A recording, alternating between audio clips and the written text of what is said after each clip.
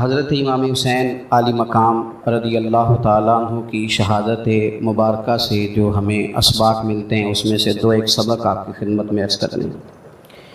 پہلے تو یہ یاد رکھ لیں کہ اللہ تعالیٰ نے اپنے محبوب کریم علیہ السلام کی زبان سے ہمیں یہ پیغام دیا ہے کہ تم مجھے یہ کہو کہ اے اللہ، ہماری نماز، ہماری قربانیاں، ہمارا جینا اور ہمارا مرنا یہ سب اس رب کے لیے ہے جو تمام جہانوں کو پالنے والا ہے۔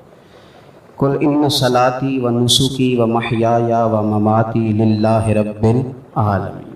آپ فرما دیجئے بے شک میری نماز، میری قربانیاں، میرا دنیا میں رہنا، پردہ کرنا سب اس رب کے لیے جو تمام جہانوں کا پالنے والا ہے۔ سب سے پہلے تو اپنی زندگی کے اندر 24 گھنٹوں میں سے اچھے طریقے سے سوچ کر، سمجھ کر، فکر کر غور کریں کہ ہمارے پاس 24 گھنٹوں میں سے کتنا وقت ہے جو ہم نے صرف اس لیے صرف کیا ہے کہ ہمارا دین کچھ تھوڑا سا آگے بڑھ جائے اور دین کے لیے ہم کچھ اپنے آپ کو پیش کر سکیں۔ اپنے وقت کا تعین کریں، اس کے بعد پھر اپنا جتنا مال اللہ نے دیا ہے اس مال میں سے آپ دیکھیں کہ ہم کیا اس میں سے اتنا کچھ نکال رہے ہیں جو تھوڑا بہت ہمارے مذہب کے لیے، دین کے مشن کے لیے کام آ جائے۔ کچھ نہ کچھ آپ باعث بنے دین پھیلانے کا۔ رسول کریم صلی اللہ علیہ وسلم نے اس ڈیوٹی کو اس رنگ میں بیان کیا ہے۔ حضور نے فرمایا کہ بلغوا عنی ولو آیا، ایک آیت تم تک پہنچ گئی ہے، اب میں تمہاری ڈیوٹی لگا رہا ہوں کہ تم نے اس آیت کو آگے پہنچانا ہے۔ صحابہ اگر ابلاغ دین نہ کرتے، تبلیغ نہ کرتے، اپنے پاس چیزیں رکھتے تو ہم تک دین پہنچتا نہ۔ انہوں نے بڑی ذمہ داری کے ساتھ، روایت حدیث کا معاملہ ہو یا حفظ دین کا، بڑی ذمہ داری کے ساتھ پھر ہمارے محدثین نے محنت کی اور کتابیں جمع کر کے ترتیب دے کے ہم تک پہنچائیں۔ ہماری کی ذمہ داری ہے کہ ہم خیر کی بات آگے پہنچائیں، خیر کی بات۔ ہمیں بڑی مثالیں آتی ہیں، بڑی ساری چیزیں ہمارے پاس ہوتی ہیں، بڑا کچھ ہم کہہ سکتے ہیں، بڑی ہمیں کہانیاں یاد ہوتی ہیں، تو یہ تو ہمیں الجھا دے گا یہ سارا معاملہ۔ کیا یہ اچھا ہو کہ ہم جمعے والے دن اپنے خطیب صاحب سے جو حدیث سنتے ہیں اسے اچھے طریقے سے ذہن میں بٹھائیں اور پھر پورا ہفتہ گھر کے اندر، بازار کے اندر، گلی کے اندر، دوستوں میں، بچوں میں جب بھی بیٹھیں تو اپنی بات مدینے والے رسول کی بات سے شروع کریں۔ اور آپ کو ذائقہ اتنا ملے گا کہ کسی نے حضرت ابو ہریرہ رضی اللہ تعالیٰ عنہ سے پوچھا تھا کہ آپ کو کیا شہد لگا ہوا ہے کہ ہر وقت لوگ آپ کے گرد بیٹھے رہتے، ہر وقت مجمع ہی رہتا ہے؟ کچھ لوگ ہوتے ہیں نا جی، وہ بیٹھ جائیں تو محفل ہو جاتی ہے، چلنے لگیں تو جلوس ہو جاتا ہے۔ کچھ لوگ ہوتے ہیں، تو کہا حضرت آپ کون سا شہد ہے؟ تو حضرت ابو ہریرہ فرمانے لگے شہد میاں کوئی بھی نہیں، میں نہ کسی کو اپنی بتاتا ہوں، نہ باپ دادا کی بتاتا ہوں، نہ برادری قبیلے کی بتاتا ہوں، میں تو جس کو بھی بتاتا ہوں محمد عربی کی بات ہی بتاتا ہوں۔ تو بس یہ آپ سمجھ لیں کہ میری بات بن گئی ہے تیری بات کرتے کرتے۔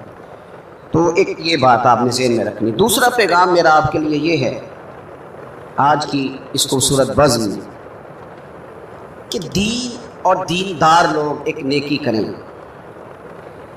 کہ وہ لوگوں کے دلوں میں اگر دین کی محبت نہیں بھر سکتے تو کم از کم نفرت تو نہ بھریں۔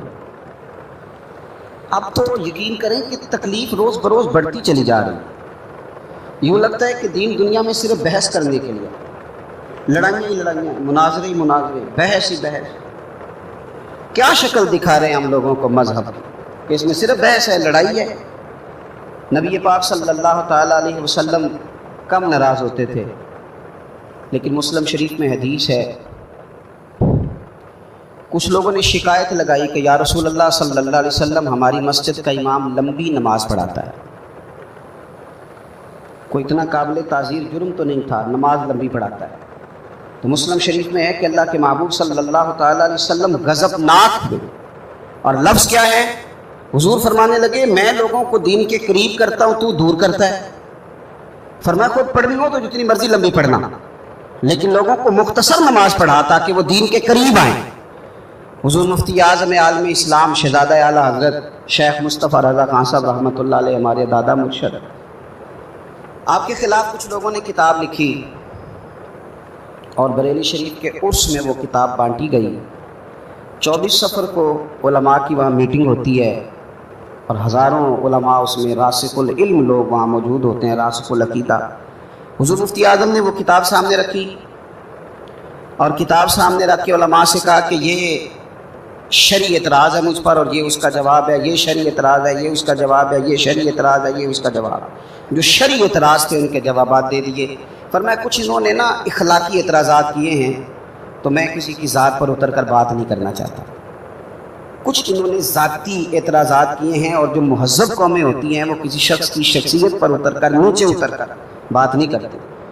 تو یہ شرعی اعتراضات تھے، یہ جواب ہے۔ تو علماء نے پوچھا کہ حضرت یہ کتاب کب چھپے گی؟ تو آپ فرمانے لگی چھپے گی کوئی نہیں ہے۔ کہ حضور نے آپ کے خلاف لکھا ہے تو آپ کہتے ہیں چھپے گی نہیں، آپ کو بھی تو چھاپنی چاہیے۔ تو آپ فرمانے لگے یار یہ انہوں نے لکھا ہے تو کچھ بندے نا اس کتاب کی وجہ سے مجھ سے کٹ کے ان سے جڑ گئے ہیں،